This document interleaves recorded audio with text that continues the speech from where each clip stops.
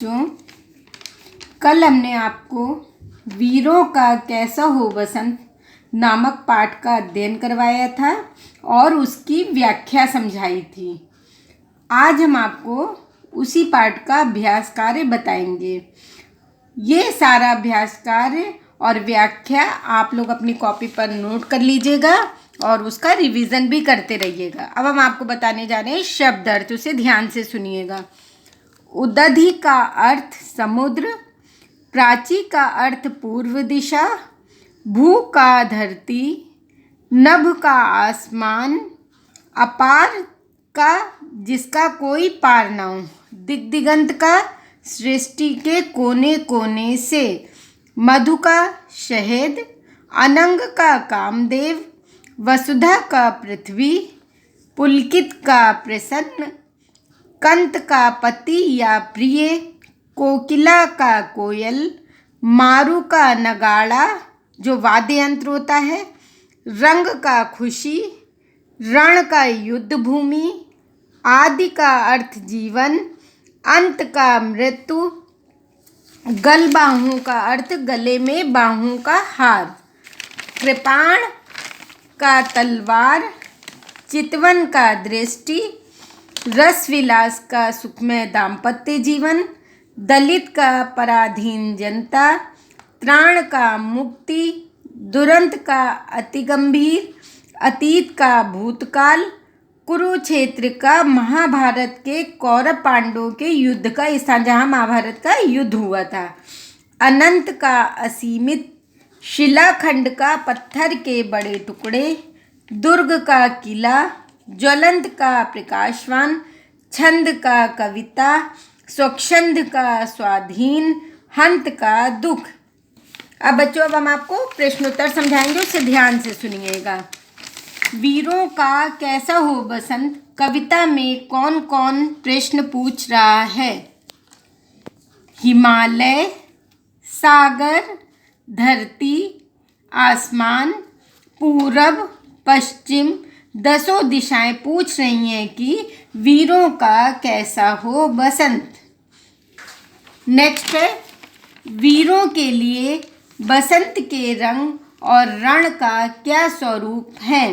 रंग यानी खुशी और रण यानी युद्ध का मैदान। वीरों के लिए बसंत के रंग और रण का स्वरूप यह है कि वीर वसंत ऋतु के रंगोत्सव से परे बसंती चोला पहनकर देश की रक्षा व स्वतंत्रता हेतु रण के लिए रणभूमि की ओर निकल पड़े हैं।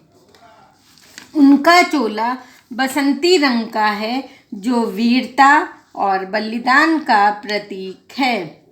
नेक्स्ट है, कविता में कवि अतीत से मौन त्यागने के लिए क्यों कह रहे हैं?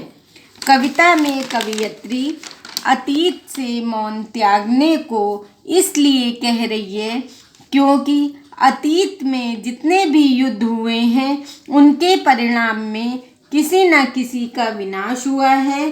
खासकर अधर्म और अन्याय की राह पर चलने वालों का अंत ही हुआ है। यहाँ कवयित्री का अतीत से मौन त्यागने की बात करने का तात्पर्य यह है कि वे वर्तमान पीढ़ी को अतीत से सीख लेने को प्रेरित कर रही हैं और लोगों को युद्ध की विभीषिका यानी भय से बचाना चाहती हैं। बच्चों, अब हम आपको अगला अभ्यास कार्य बता रहे हैं। निम्नलिखित शब्दों के 3 पर्यायवाची लिखिए। भू का होता है पर्यायवाची भूमि, धरा, वसुधा। नभ का आकाश, गगन, अंबर। पुष्प का फूल, कुसुम, सुमन। मधु का शहद, पुष्परस, मकरंद। बिजली का विद्युत, दामिनी, चंचला। अब अगला है, निम्नलिखित समस्त पदों का विग्रह करें। अब हम आपको समस्त पदों का विग्रह करने से पहले समास की परिभाषा बता दे रहे हैं। समास क्या होता है? 2 या 2 से अधिक शब्दों से मिलकर बने हुए एक नवीन एवं सार्थक शब्द को समास कहते हैं। समास की विधि द्वारा बने शब्द को समस्त पद कहते हैं, जैसे कौरवों का क्षेत्र यानी कुरुक्षेत्र। इसी तरह से देखिए शिलाखंड, शिलाखंड का मतलब शिला का खंड। सिंहगढ़, सिंह का गढ़। हिमाचल, हिम का आंचल। गलबाहें, गले में बाहें। धनुष बाण, धनुष और बाण। अब अगला है दिए गए मुहावरों के अर्थ लिख के उनका वाक्य प्रयोग कीजिए। बच्चों हम आपको मुहावरे और मुहावरों का अर्थ बता रहे हैं, वाक्य प्रयोग आप लोग स्वयं करेंगे। दांत खट्टे करना, पराजित करना। ईंट से ईंट बजाना, विनाश करना। छक्के छुड़ाना, करारा जवाब देना। अंगारों पर चलना, जोखिम से भरे काम करना। खेत रह जाना, युद्ध भूमि में मारा जाना। बच्चों ये पाठ आपका यहीं पर समाप्त होता है। अब अगले